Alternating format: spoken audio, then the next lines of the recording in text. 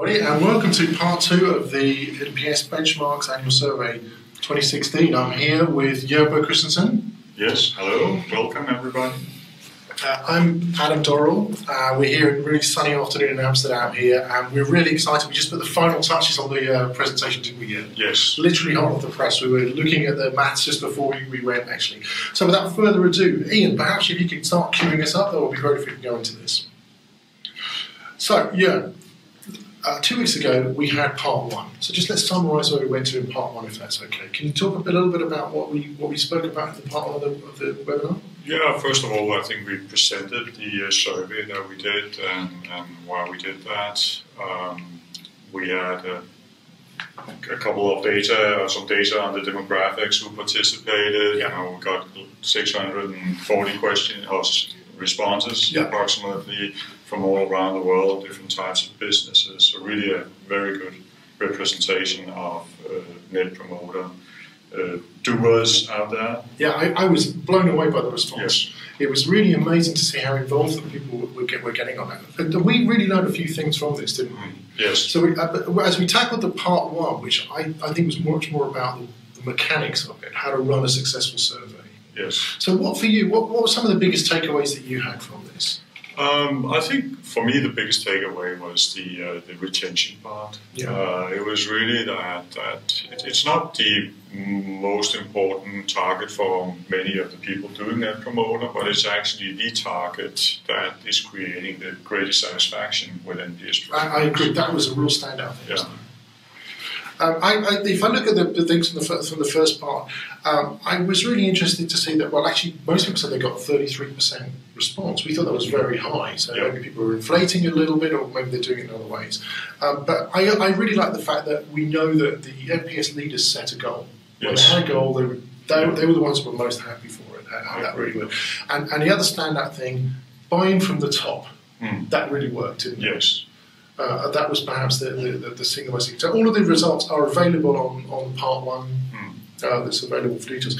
Let's go forward into part 2, where we're going to talk much more about the business impact of this. Yes. So again, we talk about the demographics. It was pretty much evenly split between B2C and B2B. Very global, good representation of companies. Again, I think you just covered that. It was more than 600 responses. This is the killer slide, though, isn't it? Well, what we did is we asked people at the beginning, what do you think of your Net Promoter program? Yes. How would you rate it? Classic NPS question, right? Yes. What was the outcome of that? Yeah, the outcome was that across all the responses, we got a Net Promoter score of Net Promoter programs of 34. And when we started looking into the leaders and what we call laggards, like the detractors and the promoters, there was clear differences between what actually created promotion of a Net Promoter program and what created detraction for a Net Promoter program. So I think that was really interesting, and that's also why we think the score itself is interesting, that we can actually use it to determine what is a good Net Promoter program and what is a bad Net Promoter program. Yeah, and to put it simply, we put the people in 2 buckets, didn't we? We said the promoters, people gave a 9 or 10, we said with the NPS leaders, and that was 50% of the survey, the responses. And the other, the NPS laggards are the classic detractors. Yes. So as we go through this, we're going to talk about leaders and laggards, the people that really promote their programs and get the best value from it, and the laggards. Yes. Let's go on in. So, okay, so I thought this was an interesting result. That the first thing was, doing closed loop really seems to make an impact. And here again, you can see some big differences between the laggards and the leaders, top right here. 1.6 times difference between those who are doing follow-up and those who are not. Yes. And again, we see down, on the second graph here, nearly a 2x difference in the way that people are doing closed loops. Yes. Now, why do you think that NPS leaders put so much emphasis on closing the loop? Well, I think actually it's part of the Net Promoter system. I think a lot of people actually mistake Net Promoter sometimes a little bit and think it's just about surveying, it's just about getting a metric, and then you think you're doing Net Promoter. But for me, it's always also been about closing the loop. having worked with it, myself implemented it, and now helping other companies to do that as well. It is so powerful to close the loop. But okay, if it's so powerful, what about this stat here? 29% of laggards don't follow up. I mean, what's going on there? That's not unbelievable, right? Yeah, I think it's about either you don't really get it, to be a little hard on people, but it could also be because you have resource issues, you don't have executive management buy-in. There can be a lot of reasons why this is actually the case, but I was surprised when I saw a lot of people not doing that. Yeah, I was amazed, but maybe not so much surprised, because I think perhaps even our own customer base, we know the people that really do it well, they put the effort into closing the loop. Now, is it just closing the loop at all, or are there other factors that come into this? No, it's also about how fast you do it, right? Yeah. And I think a general recommendation has always been to do it in 48 hours. So we ask people how fast they do it, and actually 31% follow up in 48 hours. 31% of leaders? Yes. So that's the important stat. Yes. And again, of the leaders, half of them are doing it within 1 week. Yes. I think this is a really powerful takeaway. Yeah. This is the thing to do. And I'm a big fan of targets, right? The other thing I pulled out of this was that these NPS laggards, nearly half of them are not setting targets on it. Yes. And I think that's a big contributor to success. Yes. Yeah. So this to me really says, now, does it work? So talk me through this stuff here, because this is an almost unbelievable thing that we saw that it really seems to work for some people. Yeah, I think what we also asked was, which impact does closing the loop have on retention? Do you actually keep your clients longer? It's one of the purposes of closing the loop with detractors. You want to save them. You don't want them to leave you in anger. Yeah. And it actually does work. That's what we learned from asking this question. So 29% say they increased their retention as a result of closing the loop. I think that's actually powerful, because this is where people can prove that investing in Net Promoter pays off. I totally agree. And again, the underlying metric here was that when we calculated the average, it's about a 10% increase in retention by doing closed loop. Yes. It's worth saying again, you do closed loop properly, you get a 10% increase in retention. That must be massive for companies. Yes, it is. It is. And actually, if you look at the NPS leaders, there are even companies that increase their retention a lot more. So the second chart on this slide shows that there are actually quite a lot of companies that are able to even increase their retention by 20% because of closing the loop. Yeah, I think it's really, this is really an interesting stat. 20% of retention increase in that. But again, so we should really try and convince people it's the right thing to do, because about 70% of respondents still say they didn't know. Yeah. Which leads into something else about retention. We'll come on to that in a second. All right, this is my bugbear. Contacting customers after surveys. This is my thing about, did these people never get manners taught to them by their mothers? And this is and it seems that some people just don't say thank you for customers. That's also what I said to you the other day, right? You're British, you were raised up properly, you British people are always very polite, so you learn to say thank you, right? And I agree with you, but sometimes it's a little more than just a thank you. It's actually also telling people what you learned from what they told you. I agree. Showing them that you actually care about their inputs, and following up, what are you going to do with that information that you received? Well, what are you going to change if change is needed? That's really important. So when we write thank you notes, the question we actually asked was thank you notes, but also coming back with more information to the clients. I totally agree. Again, a huge difference between the laggards and the leaders. Yes. So the leaders are twice as likely to go back to customers and say, thanks for your input. Yes. And as we see, the better the program, the more information they give out. Yes. It's really, really striking, isn't it? Now, internal communications, why is this important? Why do you need to tell people internally in the company? Well, it's about creating buy-in. It's about turning your company into a more customer-centric organization. Really sharing the information, not not just scores, but also comments, other stuff. It's really, really powerful if you want to support it in the Net Promoter Program. Do you think there's something to do with the fact that the most successful programs have everybody in the company working towards the customer? Do you think there's some correlation there between the communication and the fact that everybody does it together?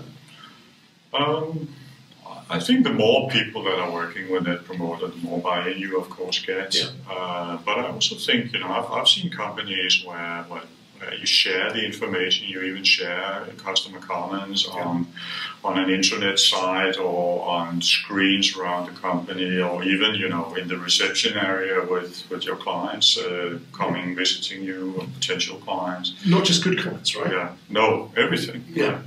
So it sends a signal that you take customers seriously and you are honest about it. I agree. I've just walked past our digital signage here and it says, please give us support in Portuguese and Spanish. I'm getting that the whole time. Yeah. There is something about sharing the comments that really works. And again, I think this is connected to the point we saw in part one, which is that you need buy-in from the top. You need confidence to talk across the whole company about customer feedback. Yes. That, I really believe, is a strong indicator of a good program. That's But again, the big difference between the leaders and the laggards is really striking on this. So let's talk about sharing to customers and beyond, right? So we spoke about saying thank you to customers, and there's a little bit of a lead into that, okay? So again, what we see the leaders are doing is that they're sharing the results with customers. Yes. So why is that important? Why would you go back to customers with their comments? What's special about that? Well, I think it's about showing the customer that you care. It's not just about showing them the score, it's about showing them what you learned, what are the reasons that they gave you. Yeah. It sort of helps also communicate to clients that not every topic that they may take up is not always necessarily the most important, but there are some that are really important, and those are the ones that you're going to focus on and try to solve. And I've seen some amazing results in the past where you tell clients that, hey, we learned that our whatever documentation wasn't really that good from all the input we got from you, and this is what we plan to do about it. And just telling customers that you plan to do something about it actually moves the Net Promoter Score upwards. I agree. And if you look at the first chart, you can see that there's a distinction between most customers and selectively. I mean, we also talk about the concepts of sharing in a quarterly business review with the client to be really transparent about what the client said about this. I mean, that I really believe that's a breakthrough thing to do. And again, we see leaders really doing that. It's that transparency. But if you work in the B2B space, then you can go to your customers and share their own scores and the reasons that you have given with them, got from them with the executive management. If you have a chance to meet with them, increase the decision makers. It's so powerful. And that builds trust as well, doesn't it? So it's really, we know that trust means more business down the line. So the second graph on this is about sharing with non-customers. Something in a way, started off this whole NPS benchmarks work that we did, which was we were picking out self-reported numbers from the web and putting them together in a database. People are super interested in that. I've also noticed recently, I think, an increase in the way that people are putting Net Promoter Scores in their quarterly reports. Yes. And they're pulling out an actual number or an increase of Net Promoter Score, and they're reporting it to shareholders and the street. I think we're going to see an increase in this. And again, I think it's something that NPS leaders do. Yes. From my point of view, more work to be done on the format and putting it correctly, but I think it's really the next level of breakthrough on that one. Now, I know this is something you get really excited about, or about as excited as you ever get about anything, which is about tracking referrals. Now, tell us why this is something that leaders are doing. Well, if one thing is you ask a customer whether how likely they are to recommend you, but imagine you get a 9 and 10 back, and you're very excited about having that promoter. Yeah. But if that person never promotes you, what's the value of that person then, right? It's very easy just to give a 9 and 10. One of the people that I know said it's not free to be a promoter. It comes with a cost. You have to promote. So if you are, I would say, a Net Promoter leader, an NPS leader, you actually track customer referrals and you push your promoters to actually refer you. And I thought these numbers here, that 54% of NPS leaders actually track customer referrals, was a very powerful, a big number. I was pleasantly surprised when I saw that, because I didn't think it was that much, but it does really say you know, it's one of the really big characteristics about a Net Promoter leader, that they track things that may impact future revenue. For those that know you, yeah, that really is something if you get excited about. Yeah. I agree. I mean, twice as many leaders say that they track referrals. There's got to be something in there. Yes. And why do they track referrals? Because they know how powerful their promoters are working at. Yes. This could be a huge marketing impact, Yes. sales impact. Yes. Yeah. Yes. Okay, let's go on to the next one, if we can. Now, okay, this is the one that really shocks me. This, for me, is really shocking news, is that nearly half of NPS laggards don't know their customer retention rate. Yeah. They have no clue yet about how many customers are leaving them every year. Yeah. I am shocked, Yes. especially in this audience who are in customer experience. What's your takeaway from that? Yeah, I think it astonished me. I have to say that, because it really surprises me that you know, the whole purpose of doing that promoter is to grow customer loyalty. It is to keep your customers longer. Yeah. It is to make more money on them. So if you don't even know what your customer retention rate is, it's like it doesn't really hang together in my mind. I don't get that, right? But well, I totally agree on that. Now, it's much less in NPS leaders. It's still 30% in NPS leaders, so there's still some work to be done. But as an additional part of the question that we asked on this one was that we asked them for what the retention rate was. And so we found that the average is kind of about 80%. Yes. I'm not so surprised about that. no. But again, we see with NPS leaders, getting off half of them have got above 80% retention. So there's definitely this correlation between, you know, do everything right, you are going to have a higher retention rate. Yes. Yeah. And again, we see the difference in that. Right. So, okay, now we're getting down to the money. Yes. Okay, this is the bit I love, because you know, this is my driver behind all this. So how are people able to link NPS to revenue? So tell us a little about the techniques about how you can show one NPS is worth $1 of revenue. Well, it requires that you track the revenue per customer, and it requires that you also have your Net Promoter Score per customer. Right now, if you work in the B2C, you don't have a Net Promoter Score per customer, but you have it for segments instead. In business to business, you might actually have it per customer.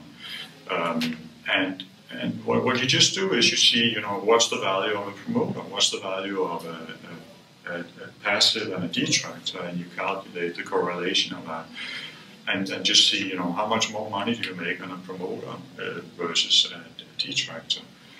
And yeah, it's a very simple calculation actually. It's just trying to, you know, map your revenue together with your Net Promoter Scores.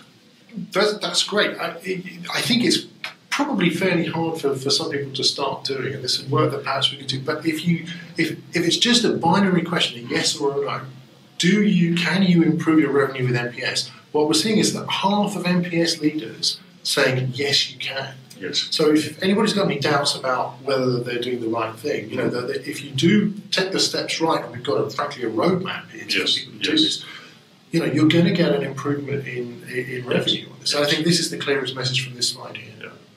I have to say also that it's not something you just do in day one, right? You need to establish a Net Promoter program. So I do understand why some companies are not doing it yet. Yeah. It takes a little time. It takes some time. But it doesn't necessarily have to take 3 or 4 years before you reach that stage.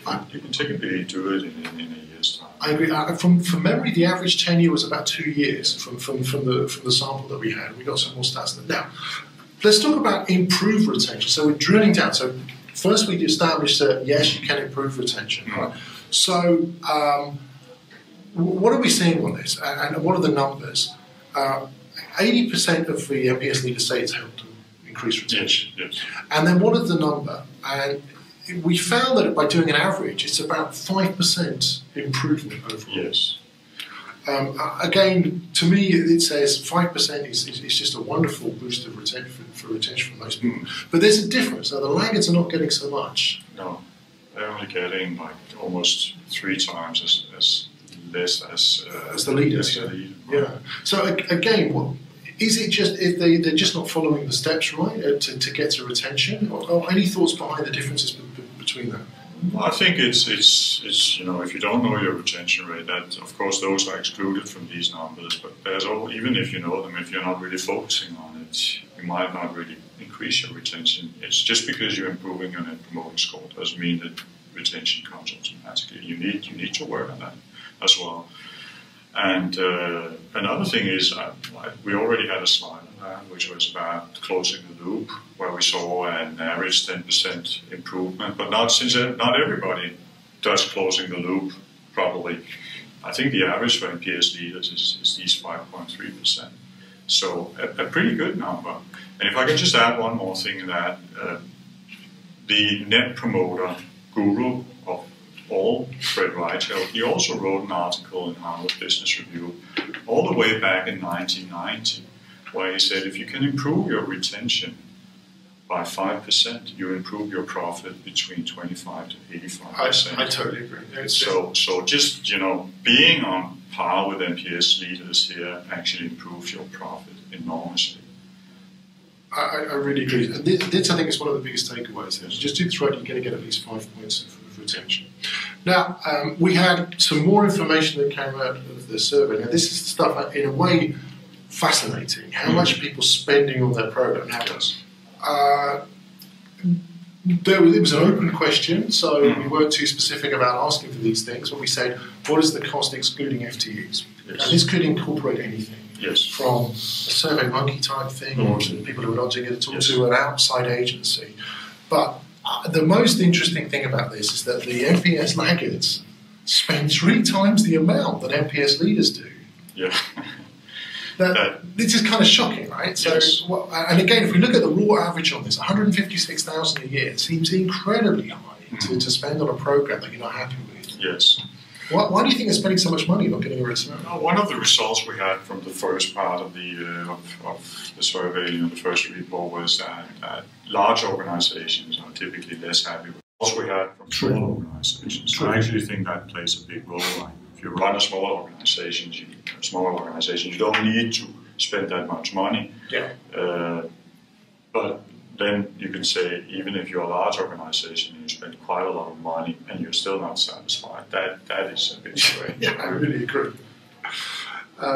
Now, we've got some more stuff that we could talk about here, which is return on investment. We're not going to have that in time for the webinar today. I think there's quite enough stats that we've got in this. But this is a really interesting takeaway, that there are solutions out there where you can spend less and get more, I think. Yes. Again, some people out there spending more than 250,000 with perhaps dubious results. Definitely something to look at.